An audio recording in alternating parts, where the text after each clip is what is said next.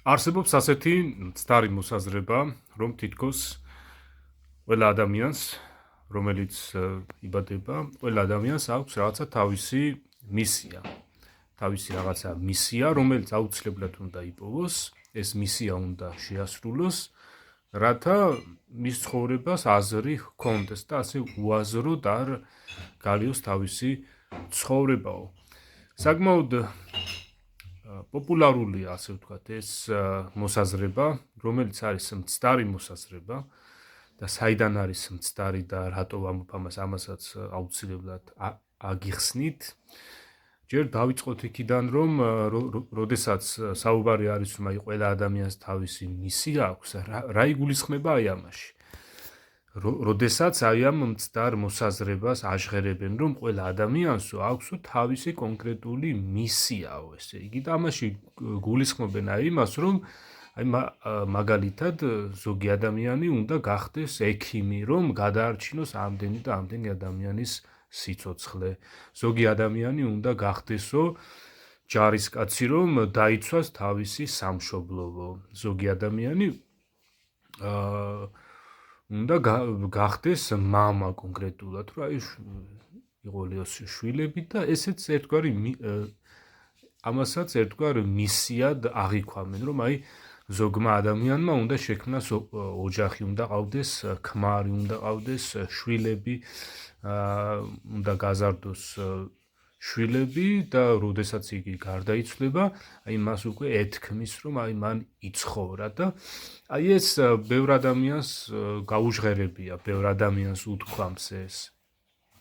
პირადად მეც რაც მომისმენია, რომ აი შვილები რო ყავს, ქმარი რო ყავს, ცოლი რო ყავს, ეს ნიშნავს იმას, რომ ესე იგი მის ცხოვრებას აქვს აზრიო და ასევე მე მომისმენია ასეთი მოსაზრებებიც, რომ თუ კი ადამიანმა ცოლი არ მოიყვანა, არ გათხოვდა, მის ცხოვრებას აზრი არ აქვს, ისე კვდება, რომ შვილი არ რჩება, დააკვირდით ამას, შვილი არ რჩება აქ და მის ცხოვრებას აზრი აღარ აქვს, იმიტომ რომ აღარ ყავს გამგრძელებელიო, გვარის გამგრძელებელიო აღარ ყავსო. ნუ თუნდაც გვარზე არ არის აქ ლაპარაკი, ესე იგი მან აქ არაფერი დატოვაო ისეთი რაიმე ღირებულიო და ისე გარდაიცვალაო, რომ მის ცხოვრებას აზრი არ აქვსო და აი ეს საიდან მოდის, აი ეს ჯერ ერთი ვთქვათ, რომ საქართველოში როდესაც ხდება აი ასეთი მოსაზრებების გაფრქვევა, ასე ვთქვათ, ხო, რომ თუ ადამიანმა ცოლი არ მოიყვანა, თუ ადამიანი არ დაქორწინდა და შვილები არ ეყოლა მის ცხოვრებას აზრი არ აქვს, ან თუ რაღაცა ისეთი საქმე არ გააკეთა, რომელიც საქმითაც ისტორიაში ჩაიწერებაო, მის ცხოვრებას აზრი არ აქვსო. აი ამას უნდა ჰქონდეს თავისი კონკრეტული საფუძველი, ჯერ თვითონ საქართველოს რეალობისთვის, რატომ არის ასეთი მცდარი მოსაზრებები გავრცელებული საქართველოს მოსახლეობაში. გამომდინარე იქიდან, რომ საქართველოს მოსახლეობა იყო ერთ დროს საბჭოურ ერთიან სივრცეში, რომელსაც ერქვა საბჭოთა კავშირი, აი აქ უნდა მოვძებნოთ ჩვენ ამ კითხვის პასუხი, ვინაიდან მთელი საბჭოთა კავშირის იდეოლოგია ეფუძნებოდა მარქსიზმს, ეს იყო ათეიზმი, რომელიც აქტიურად მოსახლეობაში ქადაგებდა იმას, რომ ჩვენ ადამიანებმა, ესე იგი ქადაგებდა იმას, რომ ღმერთი არ არსებობს, ხოლო ეს ცხოვრება, სადაც ჩვენ ვცხოვრობთ, ეს ცხოვრება არის მარადიული და ამიტომაც ჩვენ სანამ აქ ვართ, უნდა გავაკეთოთო ისეთი საქმეებიო, რომ ჩვენი საქმე დარჩესო და ჩვენ საქმეში გავგრძელდეთო. ასევე იგივე მიმართება იყო შვილებთან დაკავშირებითაც, რომ აუცილებელია ვთქვათ, თუ რაიმე საქმე ისეთი არ გააკეთე, აი შვილები მაინც რო გყავს, იმ შვილებში გრძელდებიო შეენო. აი ეს იყო თვითონ ამ ათეიზმის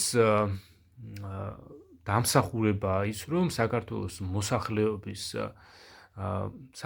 მოსახლეობის საკმაოდ დიდი ნაწილი აი ასე ფიქრობს, რომ ესე იგი აუცილებელია შვილი მაინც ყავდეს, რაღაც ესეთი საქმე მაინც გააკეთო, რომ ამ საქმეში გაგრძელდეო. და ზუსტად ამ ათეიზმის და მარქსიზმის დამსახურება არის აი ეს, რომ მოსახლეობაში ასეთი მცდარი წარმოდგენებია დღესაც გავრცელებული. რა თქმა უნდა, საბჭოთა კავშირი როგორც ასეთი თვითონ ეს მთლიანობა, ასე ვთქვათ, დაიშალა, დაირღვა, საქართველოს დღეს აღარ არის საბჭოთა კავშირის შემადგენლობაში, თუმცა ცნობიერება ადამიანების აზროვნება დარჩა ისევ ისეთი, ხო? ამას მუშაობა უნდა, რომ ეს ჩვენ გამოვიკვლიოთ, არის თუ არა ეს სწორი და თუ ეს სწორი არ არის, ეს უნდა გადავაგდოთ აუცილებლად.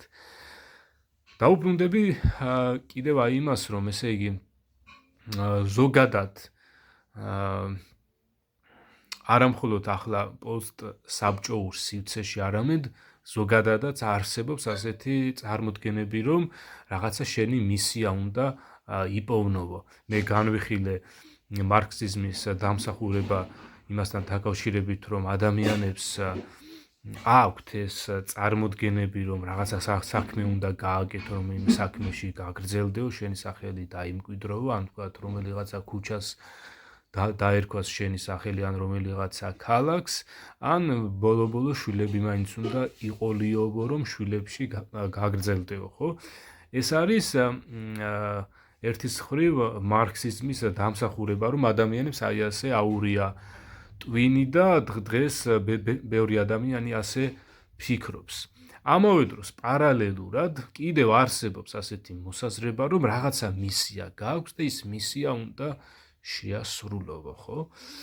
და ეს არის მცდარი წარმოდგენებია ორივე მათგანი, ესე იგი, რომ შენ რაღაცა საქმე უნდა გააკეთო, რაღაცა თქვათ შვილები უნდა იყოლიო, რომ მათში გაგრძელდეო, ესეც მცდარი წარმოდგენაა და ასევე მცდარია წარმოდგენა იმისა, რომ თითქოს მცდარია იმის თქმა, რომ თითქოს ყველა ადამიანს თავისი მისია აქვს და ეს მისია აუცილებლად უნდა იპოვოს, შეასრულოს, რათა ეთქმოდეს, რომ იცხოვრა და ტყუილად არ უცხოვრია. ეხლა რას ვეყრდნობი, როდესაც მე ამას ვიძახი, რომ ეს მოსაზრებები არის მცდარი. დავიწყებ იქიდან, რომ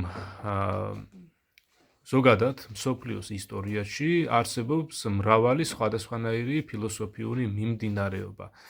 ეს ფილოსოფიური მიმდინარეობები უკავშირდება სხვადასხვა პიროვნებებს, რომლებმაც სხვადასხვა აზრები შემოგთავაზეს ცხოვრების საზრისისა, რომ აი თქვათ და ზოგადად აი ამ ცხოვრებაზე, ამ ყოფა ცხოვრებაზე სხვადასხვა აზრები შემოგთავაზეს და იმიტომაც არის, რომ ამდენი ფილოსოფიური მიმდინარეობა არსებობს, ხო?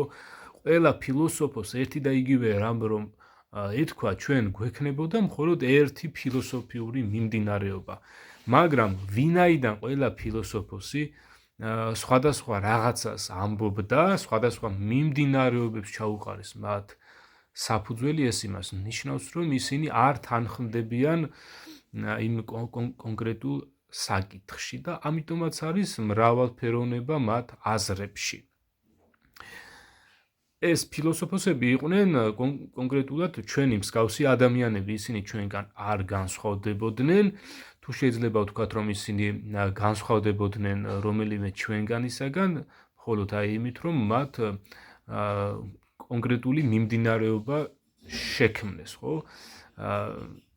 ეს ცალკე საკითხია, თავარი ახლა აქ ის არის, რომ ესე იგი ის ადამიანები იყვნენ ჩვენივე მსგავსი ადამიანები, ისინიც მოკვდავები იყვნენ, ერთ დროს ცხოვრობდნენ, რაღაცა ილაპარაკეს, რაღაცა იაზროვნეს, იცხოვრეს, გარდაიცვალნენ და ვსო ისინი აქ აღარ არიან, ესე იგი ჩვენს იგივე ბედი მოგველის, ესე იგი იგივე რაღაცა უნდა გავიაროთ, რაც იმათმა გაიარეს, ჩვენც ვექვემდებარებით გარდაცვალებას და ჩვენ არ უნდა ვიყოთ იმის ილუზიაში, რომ ჩვენ აქ მარადიულად ვიქნებით, იმიტომ რომ ჩვენც ისეთივე სხეული გვაქვს, ისეთივე ჭკნობადი სხეული გვაქვს, როგორც მათ ჰქონდათ და დადგება მომენტი იმისა, რომ ჩვენც ეს სხეული უნდა შემოგვეცალოს, უნდა მოვკვდეთ და უნდა გარდავიცვალოთ. ეს სხეული უნდა მოგვიკვდეს, უნდა გარდავიცვალოთ და ჩვენც იგივე ბედი უნდა გავიზიაროთ, ხო? თუ შეიძლება ამას ასე ბედი ვუწოდო ამ თვალსაზრისით.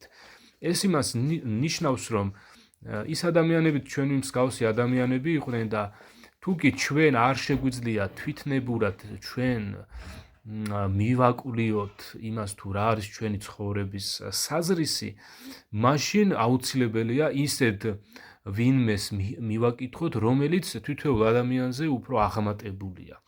და ასეთი არის მხოლოდ და მხოლოდ ის, ვინც ჩვენ შეგვქმნა, ვინც ჩვენ გაგვაჩინა, ვინც აი ეს სამყარო გააჩინა და შემდგომ ჩვენ ამ უკვე გამზადებულ სამყაროში შემოგვიყვანა, აი იმას უნდა მივაკითხოთ და მას უნდა მოусმინოთ.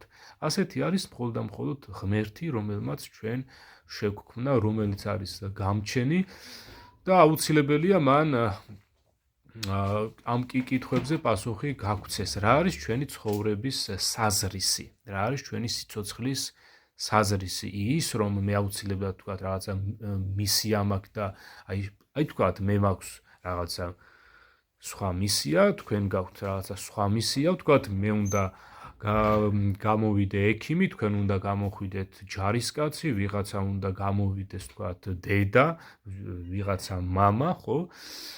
ვიღაცა უნდა გამოვიდეს რომელიმე კონკრეტული პროფესიის ადამიანი, რომელიღაცამ უნდა იმღეროს მთელი ცხოვრება, უნდა გაატაროს სცენებზე, უნდა იმღეროს, ვიღაცამ სპექტაკლებში უნდა მიიღოს მონაწილეობა და აი სანამ გარდაიცვლება და გარდაცვალების წინ რო დაფიქრდება თავის განვლილ ცხოვრებაზე, აი რა იყო ჩემი ცხოვრების აზრიო, რა ეს არის რომ უნდა გადაავლოს თავის როლებს თვალი და უნდა თქვას რომ აი მე ესე იგი მიცხოვრია, იმიტომ რომ ამდენ როლში მივიღე მონაწილეობა, ამდენი სიმღერა ვიმღერე, ადამიანებს გავუხარე გული და აი ეს არის მისი ცხოვრების საზრისი.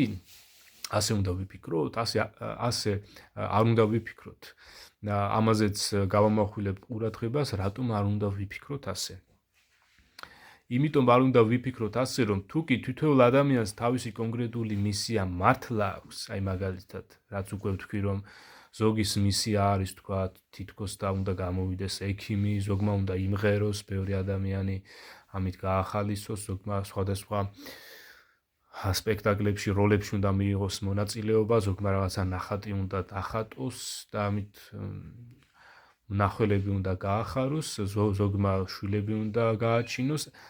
აი ეს რომ არ არის, ესე იგი, აი ეს მცდარი წარმოდგენა იმიტომ არის, რომ ჯერ ერთი აბა ამაზე დავფიქრდეთ, აი ჩვენი ძალებით ამაზე რომ დავფიქრდეთ, ესე იგი, თუ კი ადამიანმა თავის ეს კონკრეტული მისია ვერ იპოვა, აი თუნდაც თქვათ, იპოვა მისი გაგებით თავისი ცხოვრების მისია და აღმოაჩინა რომ მისი მისია არის რომ გახდეს კარგი ექიმი, ხო ვთქვათ? მაგრამ მან ეს ვერ შეძლო სხვადასხვა ფაქტორებიდან გამომდინარე, სხვადასხვა მიზეზების გამო ადამიანმა თქვათ ვერ შეძლო ექიმად გახდომა, ვთქვათ? ხდება ხო ასეთი რამ, რომ რომელიღაცა ადამიანს უნდა რომ გახდეს ექიმი, მაგრამ იგი ამას ვერ აკეთებს. სხვადასხვა მიზეზებიდან გამომდინარე და ის ეკვდება ეს ადამიანი, რომ ეს მისია ვერ შეასრულა, რაც ეგონა რომ იყო მისი ცხოვრების საზრისი. რა გააკეთოს ახლა ამ ადამიანმა? უნდა გარდაიცვალოს რაღაცა პესიმიზმში, უიმედობაში და რაღაცა უსარგებლობაში, ხო, რომ მე ესე იგი ტყუილად მიცხოვრიაო, ხო და ეს წარმოშობს პესიმიზმს და რა გამოდის ესე იგი რომ მოდი ვთქვათ, შეიძლება ადამიანმა, რომელსაც ეს წარმოდგენა აქვს, რომელსაც ეს აზრი უდევს თავში, რომ მე რაღაცა მისია მაქვს, ეს უნდა ვიპოვნო, ხო შეიძლება ამ ადამიანმა ვერ იპოვოს. ან თქვათ, ეგონოს რომ მისი მისია იყო, თქვათ, გამხდარიყო პოპულარული პოპ ვარსკვლავი, ასე ვთქვათ, პოპ ვარსკვლავს რო ეძახიან, ესე იგი მომღერალი გამხდარიყო, ვთქვათ, გახდა ეს ადამიანი მომღერალი და მე აღმოაჩინა რომ არა, ეს მისი მისია არ არის და რაღაცა სხვა რაღაცა უნდა იყოს და მოდი ეს მოვძებნოვო, ხო? ესე იგი შეიძლება ადამიანმა თავისი კონკრეტული მისია ვერც კი იპოვნოს. და ესეც წარმოშობს ძალიან დიდ უიმედობას, პესიმიზმს და რაღაცა გაუგებრობას, ხო? ესე იგი, თუ კი ამ მსჯელობას გავყვებით, გამოდის, რომ ესე იგი, ეს ინდივიდუალური მიდგომა, რომ ყველა ადამიანს რაღაცა თავისი კონკრეტული მისია აქვს, ეს უნდა იყოს მცდარი. მაშინ უნდა დავსვათ ასეთი კითხვა, აბა რა არის ადამიანის ცხოვრების საზრისი, რატომ დავიბადეთ? და ეს არის კონკრეტულად სწორად დასმული კითხვა და ეს კითხვა უნდა დავუსვათ ისეთ პიროვნებას, რომელიც არის ჩვენზე უფრო მეტად აღმატებული. ესე იგი, თუ კი ჩვენ დავსვავთ კითხვას, რომ ზოგადად ადამიანის ცხოვრების საზრისი რა არის, აი ზოგადად ყველა ადამიანისა და კონკრეტულად ეს მეც მეხება, ხო, თქვენც გეხებათ ეს.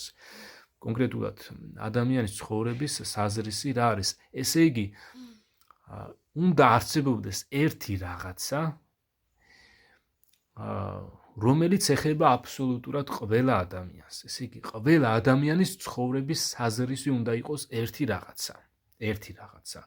და თუ კი ჩვენ ეს გავიგეთ, ეს ერთი რაღაცა რა არის, ეს შეესაბამება აბსოლუტურად ყველა ადამიანს და ყველა ადამიანი გადარჩება აი ამით. ესე იგი, და ყველა ადამიანი ეზიარება ჭეშმარიტებას და ამ ჭეშმარიტებაში ჩვენ ვიცოცხლებთ, ხო? ეს უნდა იყოს ერთადერთი რამ და არ უნდა იყოს ეს რაღაცა 100 და 1000 და მილიარდი. ცოტა მე გამიგრძელდა ეს მსჯელობა, მაგრამ მე ასე მსჯელობ და მე ასე მივყვები და ვისაც შეგიძლიათ რომ მოისმინოთ, ნელ-ნელა ასე მომყვეთ, ხო, კარგი და ბოლო წერტილამდეც აუცილებლად მივალ. მე ასე მიმაჩნია, რომ აი ასე უნდა ვიმსჯელო. ესე იგი, თითოეულ ადამიანმა უნდა ვიფიქროთ არა ის, რომ თითოეულ ჩვენთაგანს რაღაცა კონკრეტული მისია გვაქვს. არა, ყველა ადამიანს რა მისია გვაქვს. აი ესეთი რაღაცა შეიძლება ჩვენ შემოვიტანოთ ჩვენს აზროვნებაში, რომ ყველა ადამიანს უნდა ჰქონდეს ერთი კონკრეტული რაღაცა მისია და რა არის მისი ცხოვრების საზრისი. ყველა ადამიანს უნდა ჰქონდეს ერთი კონკრეტულად ერთი სიცოცხლის საზრისი. და რა გავაკეთოთ, ესე იგი, რა გავაკეთოთ, როდესაც ჩვენ გვაინტერესებს ამაზე პასუხი. ესე იგი, ჩვენ უნდა მოვძებნოთ ისეთი ვიღაც, რომელიც ყველა ადამიანზე აღმატებულია, რომელმაც ჩვენ ყველანი შეგვქნა და შემოგვიყვანა ამ გამზადებულ სამყაროში და ასეთი არის მხოლოდ და მხოლოდ გამჩენი, ესე იგი, რომელსაც ჩვენ ღმერთს ვეძახით აგერ ქართულ ენაზე. ასეთი არის ღმერთი. რა გავაკეთოთ ახლა, როგორ დავილაპარაკოთ მას? თქვათ, აი ასე დავსვი ახლა მე ეს კითხვა, რა არის ადამიანის ცხოვრების საზრისი? რატომ დავიბადეთ? და პასუხი არსაიდან არის, ხო, ესე ღმერთი არ მელაპარაკება. აი აგერ ახლა ვსვავ ამაზე აი ახლა ვსვავ კითხვას და პასუხი არ არის, ხო, აი ასე ახლა ღმერთი მე ესე არ მელაპარაკება. ესე იგი, მე უნდა ვიპოვო აუცილებლად ისეთი საინფორმაციო წყარო, თუ კი არსებობს, საიდანაც მე ღმერთი მელაპარაკება და არ მხოლოდ მე, არამედ ყველა ადამიანს ელაპარაკება ღმერთი. მე, როდესაც მოვიძიე ამაზე ინფორმაციები, გავიგე, რომ არსებობს რამდენიმე ფუნდამენტური საინფორმაციო წყარო, რომელ საინფორმაციო წყაროებსაც აქვთ იმისი პრეტენზია, რომ იქიდან მისი მეშვეობით გველაპარაკება ღმერთი. ერთ-ერთი აქედან გამორჩეული საინფორმაციო წყარო არის ბერძნულ ენაზე ბიბლიას რო ვეძახით, ეს არის ღვთის ღმერთის წერილი, გამჩენის წერილი, დაწერილი ადამიანთათვის. ერთ-ერთი ეს გამორჩეულია, რომელსაც აქვს ნამდვილად პრეტენზია იმისა, რომ ბიბლიის მეშვეობით ჩვენ გველაპარაკება ჩვენი გამჩენი ღმერთი.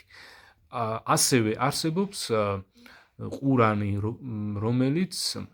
რომელსაც ასევე აქვს პრეტენზია იმისა, რომ მისი მეშვეობით ჩვენ გველაპარაკება ჩვენი გამჩენი ღმერთი. ასევე არსებობს კიდევ სხვა რამდენიმე ფუნდამენტური ლიტერატურა, მაგალითად ვედების სახით, რომლებსაც ასევე აქვთ პრეტენზია იმისა, რომ აი იქიდან ჩვენ გველაპარაკება სამყაროს გამჩენი ღმერთი.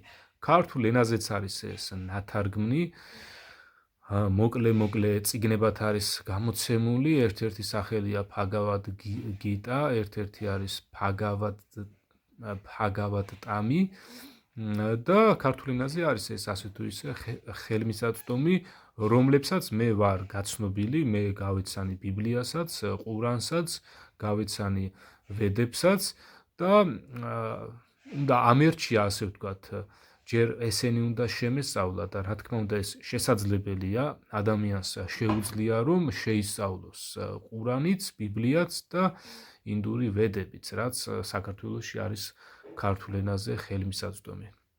ესე იგი მე ეს ლიტერატურა ასე თუ ისე შევისწავლე და ჩემი არჩევანი შევაჩერე ბიბლიაზე. ამას თავისი მიზეზები აქვს, შეიძლება ამაზე მერე საუბარი. ეხლა მე მინდა კონკრეტულად გავამახვილო ყურადღება, აი რას გვეუბნება ჩვენ ღმერთი ჩვენი ცხოვრების საზრისზე.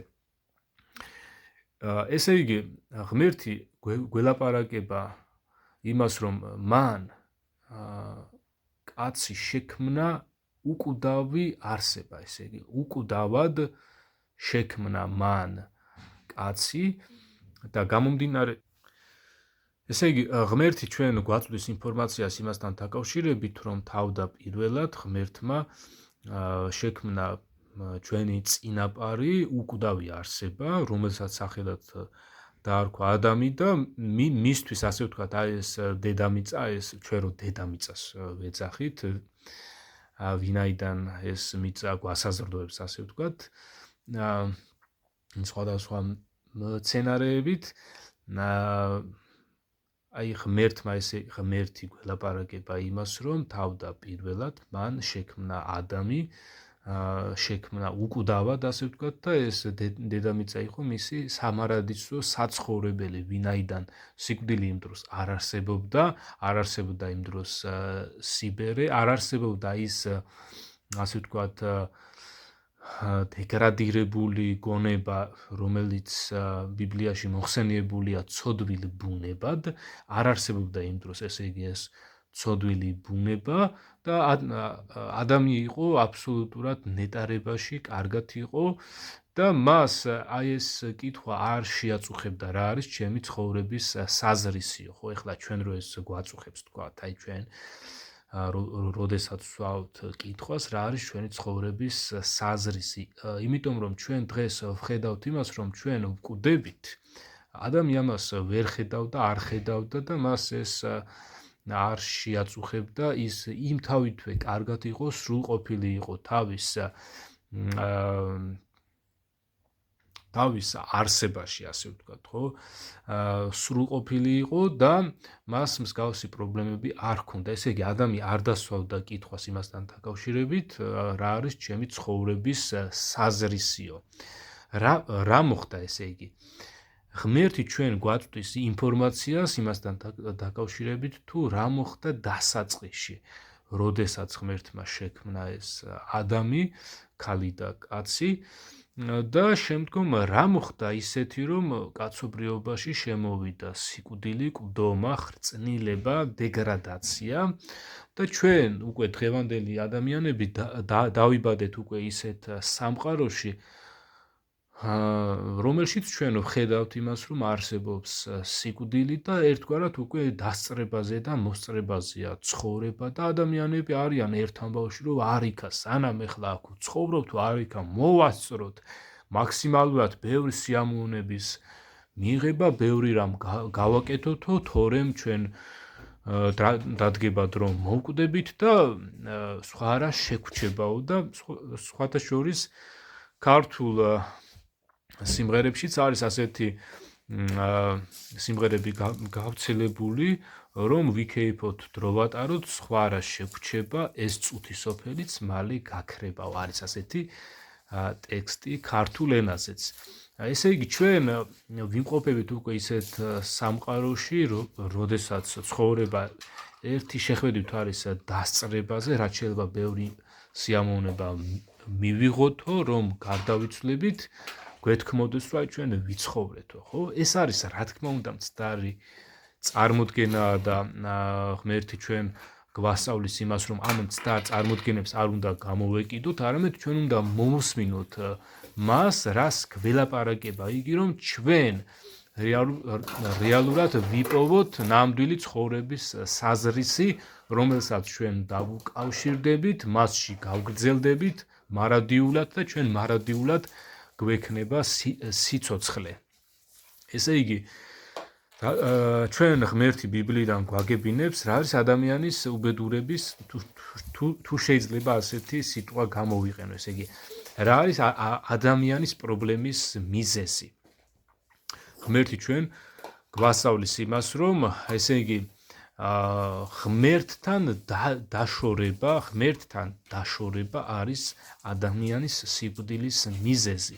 კონკრეტულად ეს ღმერთთან დაშორება მოხდა ღმერთის სიტყვის დარღვევით, ესე იგი ის ერთგვარი ხელშეკრულება, რაც ღმერთმა დადო ადამიანთან, ეს ხელშეკრულება ადამიანმა დაარღვია და აქედან გამომდინარე შემოვიდა ცოდვა და ცოდვის შედეგი არის სიკვდილი. ცოდვაც ნიშნავს, ცოდვა არის ისეთი რამ, როდესაც ადამიანი, ესე იგი, ცოდვა არის ისეთი რამ, ესე იგი, ღმერთი გვაგებინებს იმას, რომ თავდაპირველად ჩვენმა პირველმა წინაპარმა ადამიანმა დაარღვია ღვთის სიტყვა ღმერთსა და ადამიანს შორის დადებული ხელშეკრულება ადამიანმა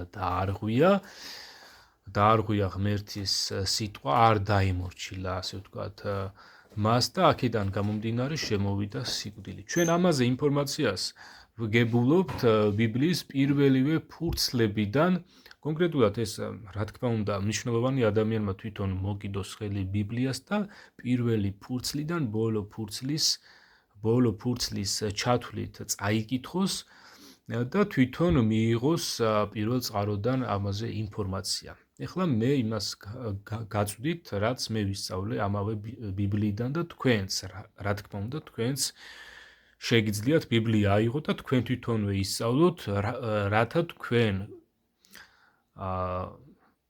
ღმერთისგან მოწვდილი ინფორმაცია გქონდეთ აი ამ პირველ წყაროდან, რომელსაც ქვია ღმერთის წერილი, ბიბლია.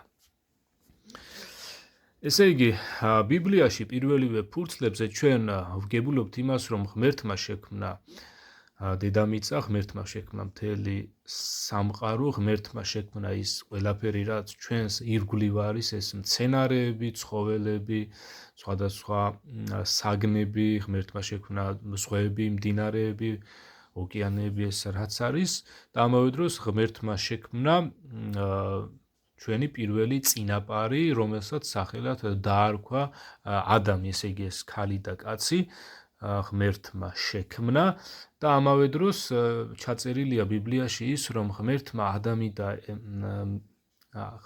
ადამის შექმნა თავის ხატად და მსგავსად და იგივე რამ არ არის ჩაწერილი ცხოველებთან მიმართებაში. ესე იგი, ღმერთმა ცხოველები კი არ შექმნა თავის მსგავსად, არამედ ადამი შექმნა თავის მსგავსად და ადამიანს დაუდო კონკრეტული ერთი, ასე ვთქვათ, ხელშეკრულება, რომლის მიხედვითაც ადამიანს შეეძლო აბსოლუტურად ყველა ხის ნაყოფი ეჭამა, გარდა იმ ერთი ხისა, რომელიც იყო ედემის ბაღის შუაგულში დარგული, რომელსაც პირობითად ერქვა კეთილისა და ბოროტის შეცნობის ხე. აი ამ ხიდან ადამიანს აკრძალული ჰქონდა, რომ ნაყოფი ეგემა. ეს იყო ერთგვარად ეს იყო ხელშეკრულების საგანი იმასთან დაკავშირებით, რომ ადამი უნდა დარჩენილიყო ღმერთის მორჩილებაში და თუ იგი ამას გააკეთებდა, იგი კარგად იქნებოდა, მარადიულად იცოცხლებდა და ჩვენც დავიბადებოდით სწორედ აი იმ უცოდველი ბუნებით, რა უცოდველი ბუნებაც ჰქონდა ადამიანს. ვინაიდან ღმერთმა ადამიანს უთხრა, რომ გამრავლებულიყო იგი, ესე იგი ადამიანს და მის ცოლს, ქალს და კაცს, ედემშივე უთხრა, რომ გამრავლდითო, ინაყოფიერეთო, გამრავლდითო და ავსეთ მთელი ქვეყანაო, ეპატრონეთო ზღვაში თევზო, ცაში ფრინველსო, ყოველ ცხოველსო. ესე იგი, რას ნიშნავს ეს? იცით, რომ ღმერთისგან განზრახული იყო ის, რომ ჩვენ ყველანი დავბადებულიყავით უცოდველობაში, იმთავითვე ჩვენ არ მოვკვდებოდით და იმთავითვე ჩვენ დავიბადებოდით ნეტარებაში. ეს იმთავითვე ღმერთისგან იყო ჩადებული, პირდაპირ ღმერთმა უთხრა უცოდველ ადამიანს და მის ცოლს, რომ ისინი გამრავლებულიყვნენ. მაგრამ ამავე დროს ღმერთმა დადო ასეთი ხელშეკრულება, რომ ესე იგი იმის მისანიშნებლად, რომ ადამი უნდა დარჩენილიყო ღმერთის მორჩილებაში, აი ამისათვის ღმერთმა გამოიყენა ხელშეკრულება და კონკრეტულად აირჩია ერთი კონკრეტული ხე, რომლისგან ნაყოფის ჭამაც ადამიანს აუკრძალა. და ეს იყო, ასე ვთქვათ, ხელშეკრულების საგანი იყო, რომელიც მიუთითებდა იმას, რომ ადამი იყო დაღმატებული, ხოლო ღმერთი იყო აღმატებული და როდესაც ადამი ასრულებდა ღმერთის აი ამ მცნებას, აი ამ მითითებას, რომ აი იმ კონკრეტული ხიდან ნაყოფს არ ჭამდა, ეს იმთავითვე ნიშნავდა იმას, რომ ადამი აღიარებდა ღმერთის უზენაესობას, ღმერთის იერარქიულ უზენაესობას და მის დაბლა მდგომობას. ესე იგი, ადამი რჩებოდა მორჩილებაში და ამით იგი აღიარებდა ღმერთისადმი დამოკიდებულებას. აი, დავაკვირდეთ ამას, ადამი იყო იმთავითვე ღმერთზე დამოკიდებული არსება, იგი ღმერთისგან შექმნილი იყო, რა თქმა უნდა, მასზე დამოკიდებულ არსებად და ადამი ამაში იყო ნეტარი და ადამი იყო ამაში უკვდავი და უპრობლემო ადამიანს არ ექნებოდა რაიმე პრობლემა და ადამიანს რომ შეესრულებინა ეს ხელშეკრულება, ჩვენც დავიბადებოდით აი ამ ნეტარებაში და იმ თავითვე ჩვენ პრობლემა არ გვექნებოდა. ღმერთი ჩვენ გვაწვდის ინფორმაციას იმასთან დაკავშირებით, რომ არსებობს კიდევ ერთი სულიერი არსება, რომელსაც დღეისათვის ეწოდება მოწინააღმდეგე, რომელსაც დღევანდელობაში ეწოდება ეშმაკი, მოწინააღმდეგე, იგივე სატანა, რომელიც ღმერთს ეწინააღმდეგება და ღმერთი ჩვენ გვაწვდის ინფორმაციას იმასთან დაკავშირებით, რომ სატანამ, ამ ეშმაკმა გამოიყენა ერთი კონკრეტული ცხოველი, გველი, რომლის მეშვეობითაც დაელაპარაკა ევას, ქალს, ესე იგი, ადამის ცოლს, რომელსაც შემდგომ დაერქვა უკვე ევა, მანამდე მას ეწოდებოდა დედაკაცი და ამასაც თავისი ისტორია აქვს, დედაკაცი რატომ დაარქვა ადამმა. ესე იგი, ეშმაკი, ეს ღმერთის მოწინააღმდეგე სულიერი არსება, გველის მეშვეობით დაელაპარაკა ქალს და ინფორმაცია ისე შეუტანა, რომ რატომღაც ეს ქალი წამოეგო ამ ინფორმაციას და ღმერთის ხელშეკრულება დაარღვია და ადამიანსაც მიუტანა აკრძალული ხის ნაყოფი და ადამიანმაც დაარღვია ღმერთის ხელშეკრულება და ადამიანმაც იგემა აკრძალული ხის ნაყოფი. რა მოხდა აქ? ესე იგი, როდესაც ჩვენ ამას უკვე ვეცნობით ამ ინფორმაციას ბიბლიაში, ბიბლიის პირველ ნაწილში, დაბადების მესამე თავში, როდესაც ეშმაკი გველის მეშვეობით დაელაპარაკა ქალს და ეუბნება მას ასეთ რამეს, ესე იგი, ეკითხება, რომ მართლა გითხრათ ღმერთმა არც ერთი ხიდან შეჭამოთ ნაყოფიო? დააკვირდით, ესე იგი, ღმერთმა უთხრა, რომ სინამდვილეში ღმერთმა ადამიანს და მის ცოლს უთხრა ასეთი რამ, რომ ყველა ხიდან გეჭმევათ, გარდა იმ ერთი ხისა, რომელიც ბაღის შუაშია, იმ ხიდან არ შეჭამოთ, თორემ სიკვდილით მოკვდებითო. ესე იგი, ღმერთმა უთხრა, რომ ყველა ხიდან ეჭმეოდათ, გარდა ერთი ხისა.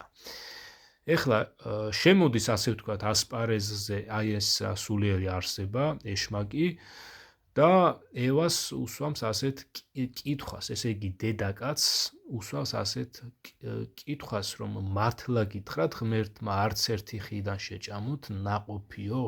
უკვე ისეთ კითხვას უსვამს, რომ თითქოს ამ კითხვაში არაფერია რაღაცა ცუდი, თითქოს მას აინტერესებს, ასე ვთქვათ. მაგრამ იგი, ასე ვთქვათ, ამ კითხვით ასხვაფერებს აი იმ აზრს, რაც თავდაპირველად ღმერთისგან იყო გაჟღერებული და შეუცვალა, ასე ვთქვათ, გარკვეულწილად აზრი და კითხვას სვამს, რომ მართლა გითხრათ ღმერთმა არც ერთი ხიდან შეჭამოთო? ქალმა უთხრა, არაო, ჩვენ ყველა ხიდან გვეჭმევაო, გარდა იმ ერთი ხისა, რომელიც ბაღის შუაგულშიაო, ღმერთმა გვითხრაო, რომ არ შეჭამოთო, არ გაიკაროთო მას, თორემ მოკვდებითო. აქ ჩანს ისეთი რამ, რომ სავარაუდოდ ქალმა დაამატა, ასე ვთქვათ, ინფორმაცია, რომ ღმერთს არ უთქვამს, რომ არ გაეკაროთო, არამედ ღმერთმა თქვა, რომ არ შეჭამოთო. და თითქოს ისე ჩანს, რომ ქალმა წაამატა ინფორმაცია, რომ აი არ გაეკაროთო, ღმერთმა ასე გვითხრაო.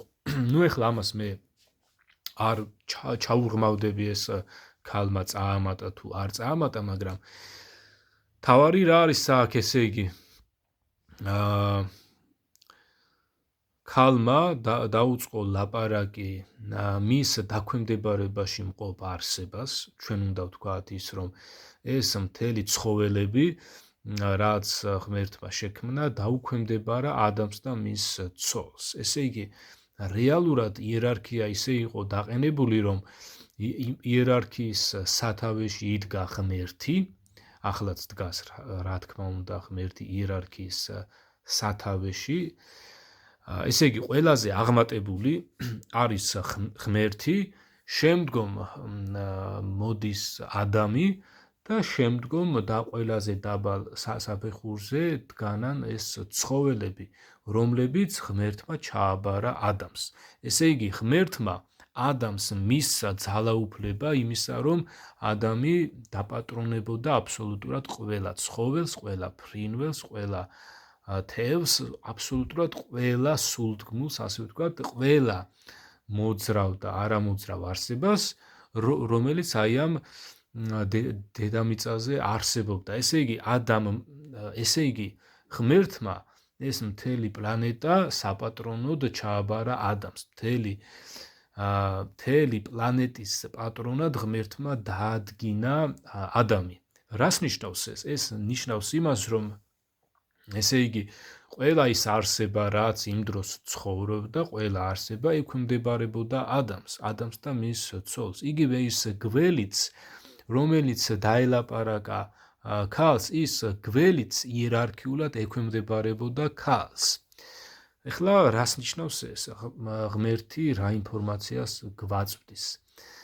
ვინაიდან ყველაზე აღმატებული არის ღმერთი, აუცილებლად ადამი და მისი ცოლი უნდა დამორჩილებოდნენ ღმერთს და იმ ხიდან ნაყოფი არ უნდა ეგემათ. მაგრამ როდესაც ეს დაბლა საფეხურზე მდგომი არსება ელაპარაკება ქალს, ეუბნება მას ასეთ რამეს, რომ არ მოკვდებითო, თუ იმ ხიდან შეჭამთო, არ მოკვდებითო, ღმერთმა იცისონ, ნახეთ ახლა, როგორ ყალბ ინფორმაციას აწვდის გველი ქალს, რომ აი ამით უნდა რომ შეაცდინოს, ესე იგი და გველი ეუბნება, რომ ღმერთმა იცისო, რომ როგორც კი შეჭამთო იმ ხიდანო თვალები აგეხილებათო და გახდებითო ღმერთივით კეთილისა და ბოროტის შემცნობელებიო. ესე იგი, გველი ატყუებს ქალს, რომ არ მოკვდებითო, თუ კი იმ ხიდან შეჭამთო. და თუ კი თქვენ შეჭამთო, არა თუ არ მოკვდებითო, არამედ უფრო აღმატებულ ხარისხში ახვალთო და ღმერთივით გახდებითო. ესე იგი, თქვენ უფრო, ესე იგი, ღმერთს გაუტოლდებითო და თქვენ უფრო იერარქიულად მაღალ ხარისხში ახვალთო. მოხდა ისე, რომ ქალმა და ასევე კაცმაც გამოიყენეს ის შესაძლებლობა, რაც ღმერთისგან ჰქონდათ იმთავითვე მიცემული, თავისი თავისუფალი ნებით, რომ ღმერთს დაშორებოდნენ, ღმერთის სიტყვა დაერღვიათ, ეს შესაძლებლობა მათ გამოიყენეს და ქალმა დაუჯერა მასზე დაღმატებულ არსებას, გველს, იგემა აკრძალული ხის ნაყოფი და ასევე კაცსაც მიუტანა და კაცმაც შეჭამა და სწორედ აი აქედან შემოვიდა უკვე ცოდვა და ცოდვის შედეგი არის სიკვდილიც. ეხლა რას ნიშნავს ეს ყველაფერი, ხო? რეალურად ჩვენ საქმე გვაქვს არა იმასთან, რომ თქვა აი ღმერთმა რატომ დაუშვა გველის არსებობა, იმ სატანის არსებობა ედემში, ჯერ იმთავითვე შეიძლება ჩვენ ვთქვათ, რომ როდესაც ღმერთმა აკრძალვა დაუდო ადამიანს, უნდა ყოფილიყო ასევე საშუალება იმისა, რომ ადამიანს ეს აკრძალვა დაერღვია, ხო? აბა რატომ უდებ რაღაცა მცნებას ადამიანს, თუ კი არ არსებობს ამ მცნების დარღვევის შესაძლებლობა. ესე იგი, შესაძლებლობაც უნდა ყოფილიყო ამ მცნების დარღვევისა და ასე ვთქვათ, აი ამ შესაძლებლობად გამოყენებული იყო სწორედ აი ეს სატანის არსებობა ედემში. ადამიანმა და მისმა ცოლმა შეცდომა დაუშვეს იქ, რომ ისინი არ დაემორჩილნენ მათზე აღმატებულ არსებას ღმერთს, არამედ ისინი დაემორჩილნენ მათზე დაღმატებულ არსებას გველს. ამ შემთხვევაში გველს, ვინაიდან ქალმა არ იცოდა მას ვინ ელაპარაკებოდა, მან არ იცოდა, რომ ამ გველის მეშვეობით ელაპარაკებოდა ის დაცემული ანგელოზი, დაცემული სულიერი არსება, ღმერთის მოწინააღმდეგე ეშმაკი. მან ეს ნამდვილად არ იცოდა და არც დაუწყია იმის გამოკვლევა, შენ ვინახარ, ხო? მას შეეძლო ის, რომ ცოტა ხანი ასე ვთქვათ, გაჩერებულიყო, დაეძახნა ადამიანისთვის, მოეხმო ღმერთისთვისაც და ეთქვა ასეთი რამ, რომ აი ღმერთო, შენ რომ აგვიკრძალე იმ ხიდან ნაყოფის შეჭმა, აი აგერ ეს გველი მეუბნება, რომ არ მოკვდებითო. და შეეძლო ადამიანს და ევას ღმერთისთვის დაესვათ აი ეს კითხვები, ეს არსება ვინ არის და რატომ მელაპარაკება შენი სიტყვის საწინააღმდეგოდო. ესე იგი, ადამიანს და ევას შეეძლოთ, რომ ღმერთს დალაპარაკებოდნენ და ღმერთთან გაერკვიათ ეს არსება ვინ არის და რატომ ეწინააღმდეგება შენს სიტყვებსო, ხო?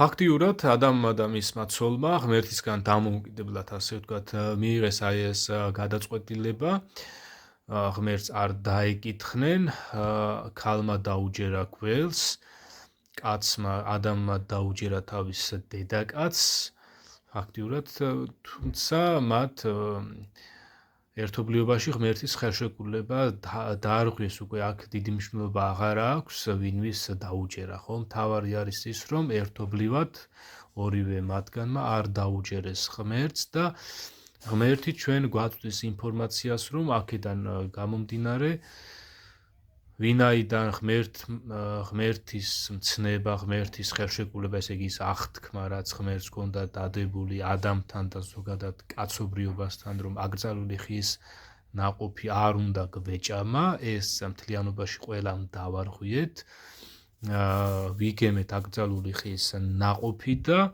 ღმერთი ჩვენ გვაწვდის ინფორმაციას, რომ ვინაიდან ჩვენს პირდაპირ ადამიანის შთამომავლები ვართ, ჩვენს ყველამ ადამიანში შევწოდეთ და აქედან გამომდინარე თითოეულ კაცში, თითოეულ ადამიანში შემოვიდა სიკვდილი, ხრწნა, ჩვენი დაბერებაც აი ამისი შედეგია და ჩვენი სხეულის სიკვდილიც აი ამისი შედეგია, ესე იგი, რომ ჩვენ ადამიანში მოვიაზრებოდით, ჩვენ ყველანი ადამიანის შთამომავლები ვართ და ჩვენ ყველამ ადამიანში შევწოდეთ. მნიშვნელოვანია ახლა ჩვენ გავიგოთ, აქ არ უნდა დავრჩეთ და ჩვენ უნდა გვაინტერესებდეს, აბა რა არის აქედან გამოსავალი, ხო? გასაგებია, რომ ჩვენ ახლა რომ დავიბადეთ, ჩვენ ვართ ადამის შთამომავლები, ადამიანში ჩვენც შევცოდეთ, აი აქედან გამომდინარე ჩვენც ვკვდებით და რა არის ახლა აქედან გამოსავალი ჩვენ ღმერთი, რას გვეუბნება ამასთან დაკავშირებით.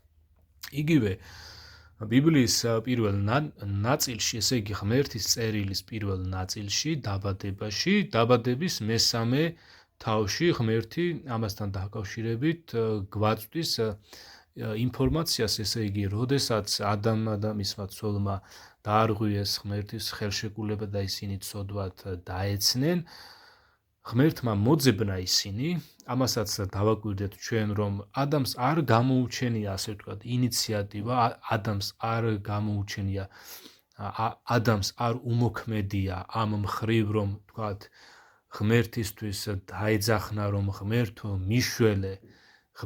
მიშველე, დამეხმარე, აი რა დღეში ჩავვარდიო, ესე იგი, ადამიანს არ გადაუდგავს ღმერთისკენ ნაბიჯი, არამედ ღმერთმა გადმოდგა, ისევ და ისევ ღმერთმა გადმოდგა ნაბიჯი და ეძახის ადამიანს. ადამ, სადახარო, აი დავაკვირდით ახლა ჩვენ აი ამას, რომ თვითონ ღმერთმა დაიწყო ადამიანის მოძებნა, ესე იგი მისი ქმნილების მოძებნა, კაცობრიობის მოძებნა ღმერთმა თვითონ დაიწყო და ღმერთმა გამოიწოდა ხელი და ღმერთი გამოგვეხმაურა, ღმერთი დაგველაპარაკა და ეძებს იგი რა ადამიანს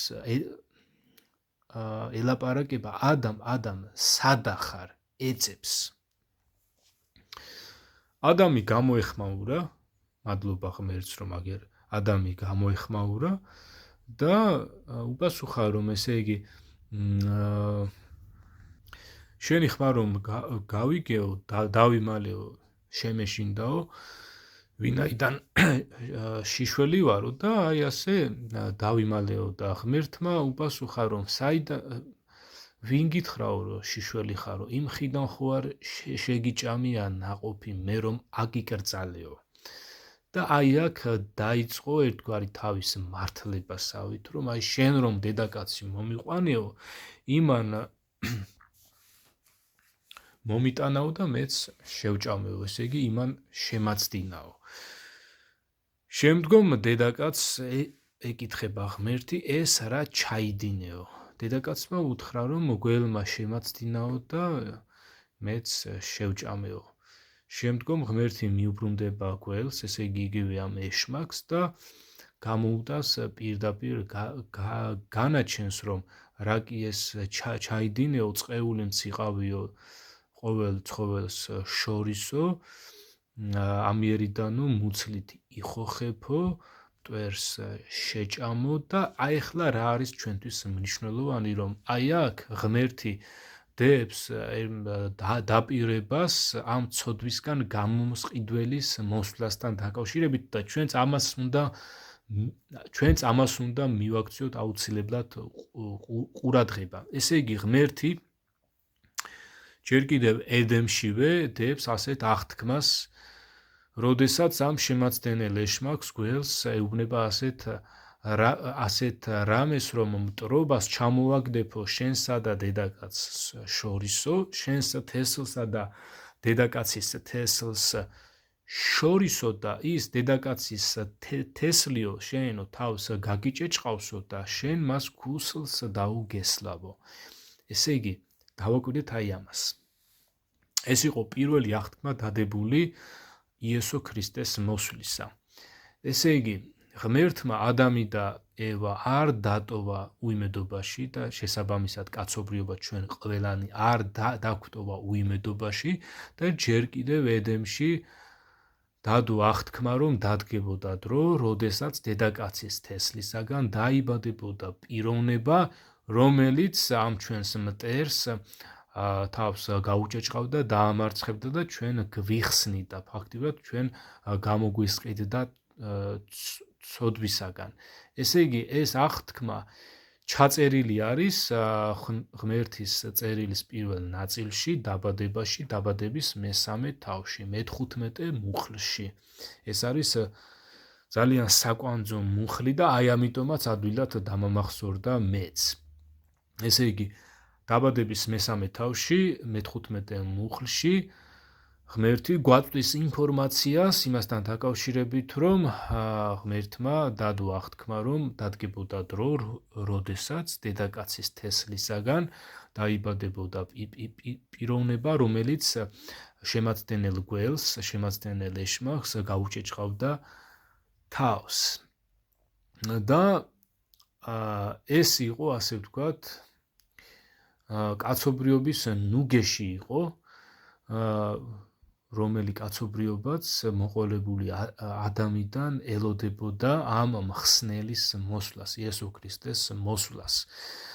და გავიდა მრავალი ათასი წელი და დადგა აი აღთქმის შესრულების დრო, როდესაც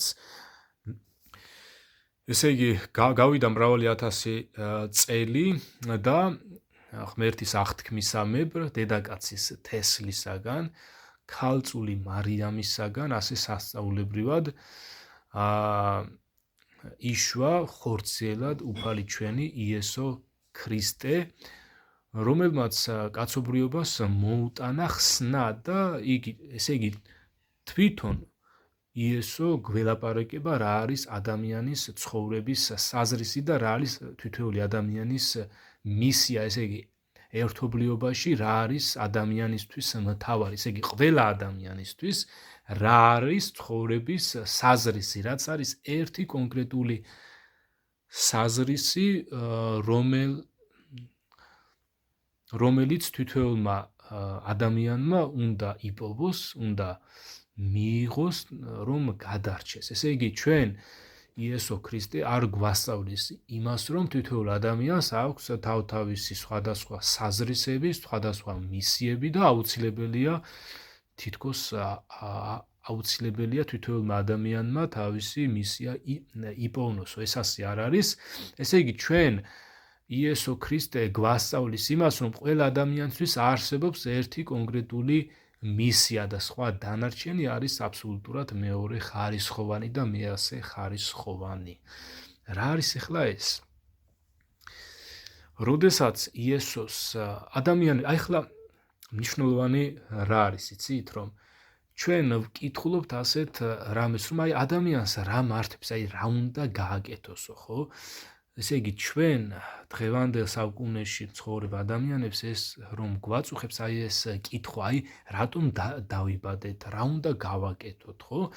იგივე აზრები აწუხებდათ იმ დროში მცხოვრებ ადამიანებსაც, როდესაც იესო მოღვაწეობდა თავისი ხორციელი მოღვაწეობით, სანამ იგი ამაღლდებოდა, მანამდე რა თქმა უნდა მას უწევდა ურთიერთობა ჩვეულებრივ ადამიანებთან, ჩვენივე მსგავს ადამიანებთან და იმ ადამიანებსაც ჰქონდათ აი ეს კითხვები, ესე იგი რა უნდა გავაკეთოთო და ერთი მომენტი არის ბიბლიაში ჩაწერილი, როდესაც იესოს ეკითხებიან ადამიანები რა უნდა გავაკეთოთო, რომ ღმერთის საქმეები აღვასრულოთო. ფაქტიურად ესე იგი იგივე კითხვა ოღონდ ცოტა სხვა მხრიდან არის დასმული, ესე იგი რა არის ადამიანის ცხოვრების მისია. აი ეს ადამიანები ეკითხებიან იესოს რა უნდა გავაკეთოთო, რომ ღმერთის საქმეები აღვასრულოთო. იესო პასუხობს, რომ ღმერთის საქმე ის არისო, რომ ირწმუნოთ მის მიერ მოვლინებულიო, ესე იგი მე მირწმუნოთო. აი ეს არისო ყველაზე აღმატებულიო თქვენთვისო, ესე იგი მთავარი არისო, რომ მე მირწმუნოთო. და ეხლა რატომ უნდა ვირწმუნოთ იესოსი, ვინ არის იგი, ამაზეც რა თქმა უნდა იგი გვაწვდის ინფორმაციას, ვინ არის იგი. იესომ მოიტანა სასიხარლო ამბავი, სასიხარლო ინფორმაცია ცოდვისგან გამოსყიდვის შესახებ. ესე იგი ჩვენ ერთის მხრივ ღმერთი გველაპარაკება იმას, რომ ჩვენ დავიბადეთ ცოდვაში, ადამში ყველამ შევცოდეთ და ამავე დროს გველაპარაკება იმაზეც, რომ ამ ცოდვისგან გამომსყიდველი, ამ ცოდვისგან განმათავისუფლებელი არის იესო ქრისტე, რომელმაც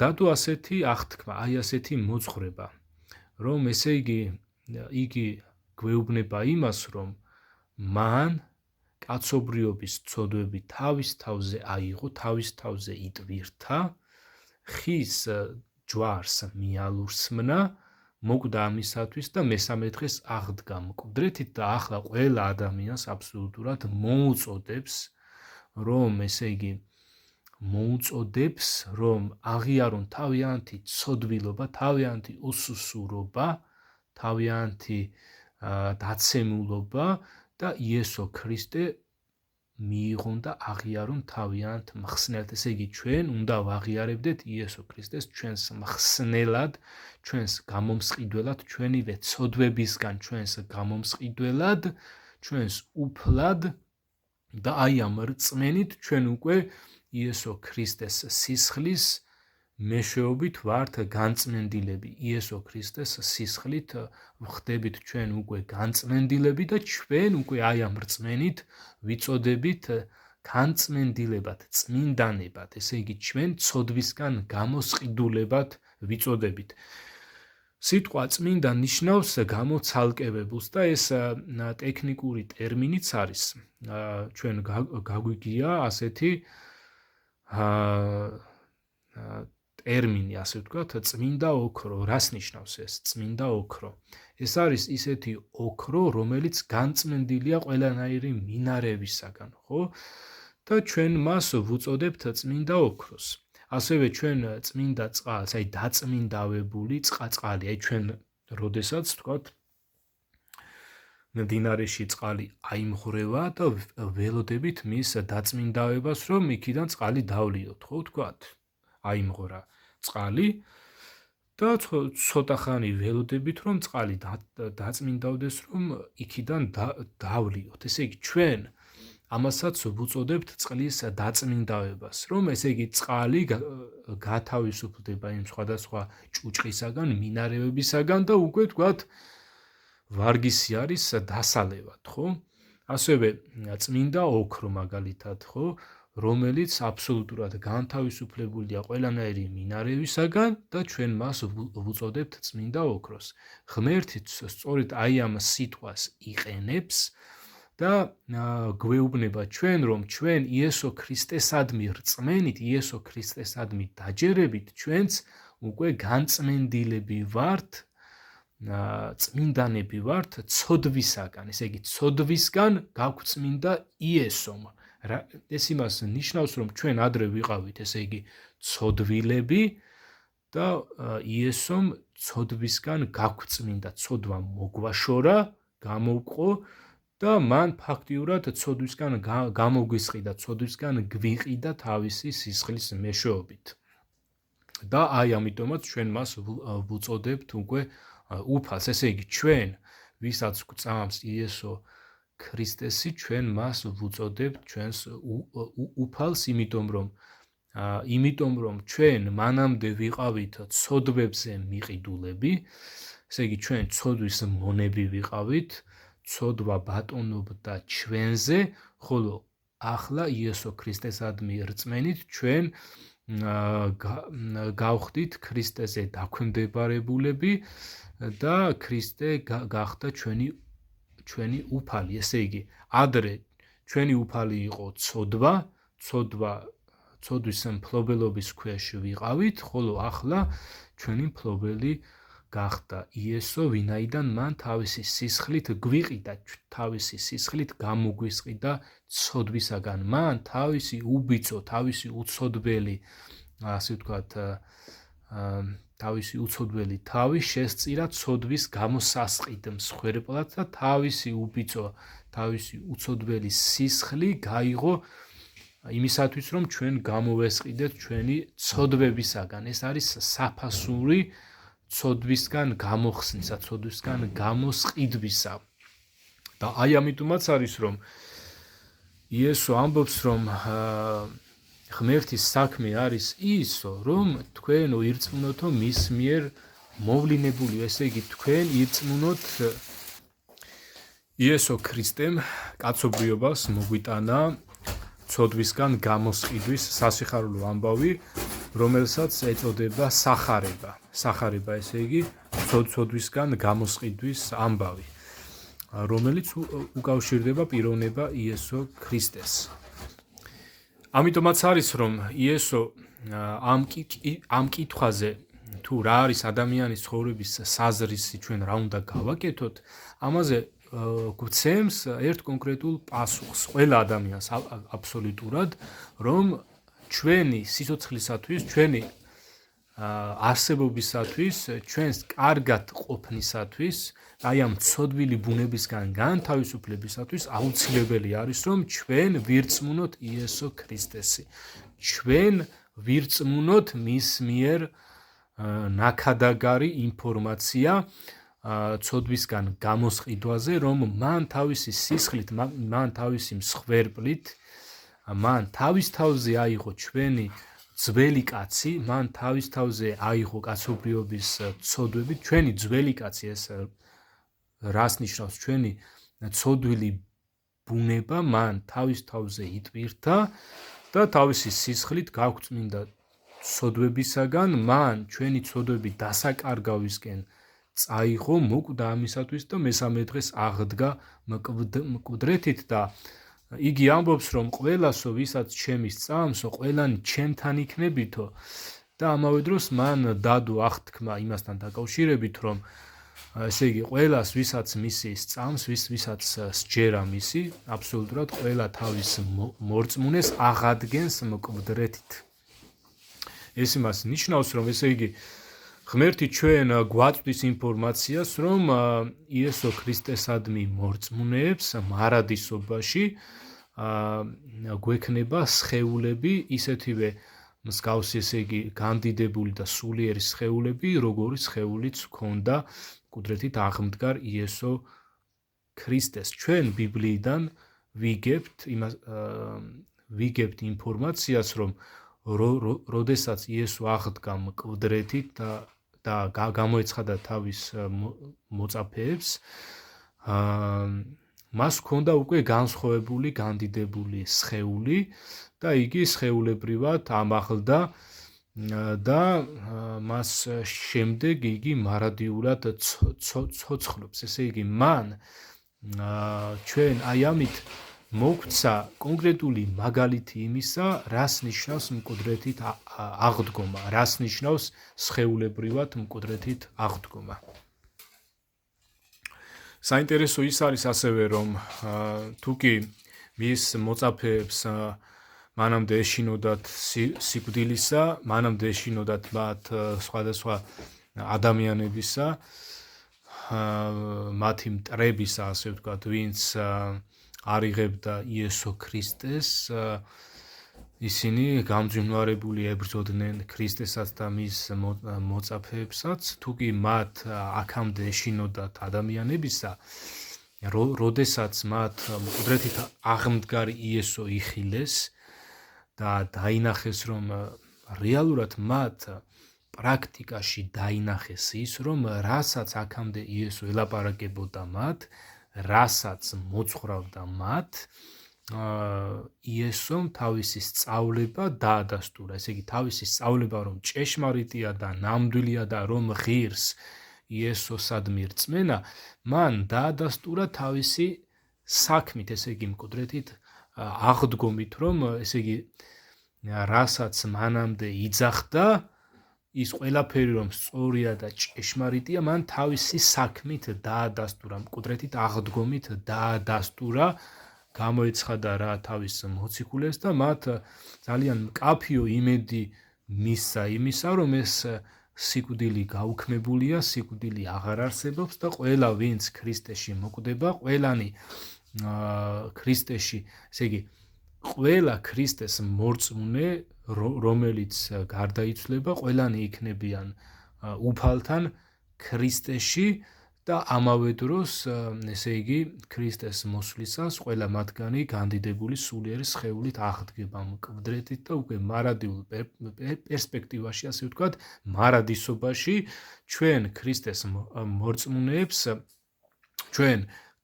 მორწმუნეები ვიქნებით სხეულებრივად, ესე იგი ჩვენ არ ვიქნებით მხოლოდ სულები კი არ ვიქნებით, არამედ ჩვენ გვექნება განდიდებული სულიერი სხეულებიც და აი ამაზე ძალიან მკაფიო ინფორმაციას გვაწვდის ღმერთი მისი წერილის მეშვეობით სხვადასხვა ადგილებში და მნიშვნელოვანი არის რომ თითოეულმა ადამიანმა თვითონ ისწავლოს ეს ბიბლია, თვითონ წაიკითხოს, რათა თითოეულ ჩვენგანს ამაზე ინფორმაცია გქონდეს აი ამ პირველ წყაროდან, რომელსაც ქვია ღმერთის წერილი, ღმერთის ბიბლია. აი ამიტომაც არის ახლა როდესაც მე საუბარი დასაწყისში დავიწყე რომ კაცობრიობაში, დღევანდელ კაცობრიობაში ადამიანებში არსებობს ასეთი მცდარი წარმოდგენები, მცდარი მოსაზრება გავრცელებული, რომ თითქოს ყველა ადამიანს აქვს თავისი რაღაცა კონკრეტული მისია და ყველა ადამიანმა ეს მისია უნდა ისწავლოს, უნდა მოძებნოს, უпроსტად უნდა მოძებნოს და იმ მისიას უნდა გაჰყვეს, ესე იგი, ზოგი ვთქვათ, ექიმი უნდა გამოვიდეს, ზოგი რაღაცა მომღერალი, ზოგი მსახიობი, ზოგი ვთქვათ, მოჭიდავე და ასე შემდეგ და ასე შემდეგ. აი ეს მოსაზრება არის მცდარი და ამას ჩვენ გვეუბნება იესო თავისი წერილის მეშვეობით, რომ ესე იგი ადამიანის ცხოვრების საზრისი არის იესო ქრისტესადმი რწმენა, ვინაიდან თვითონ იესო არის ჭეშმარიტება, იესო არის სიცოცხლე, იესო არის გზა, რომლის მეშვეობითაც თითოეული ადამიანი უნდა გადარჩეს, ესე იგი თითოეული ის ადამიანი, თითოეული ის მორწმუნე, რომელიც იესო ქრისტეს დაუჯერებს, იესო ქრისტეს გაჰყვება და აი ამით იგი მოიპოვებს მარადიულ სიცოცხლეს, იგი მოიპოვებს მკვდრეთით აღდგომას და აი ეს არის თითოეული ადამიანის ერთობლიობაშიც, ყველა ადამიანის და ასევე თითოეული ადამიანის ცხოვრების მისია, ესე იგი, რას ნიშნავს ეს, რომ თითოეული ადამიანის მისია არის ის, რომ იესო ქრისტეს მოусმინოთ, დავუჯეროთ, ვირწმუნოთ და მასში ხელახლა დავიბადოთ, ესე იგი, ქრისტეში უნდა დავიბადოთ, ქრისტეს რწმენით ჩვენ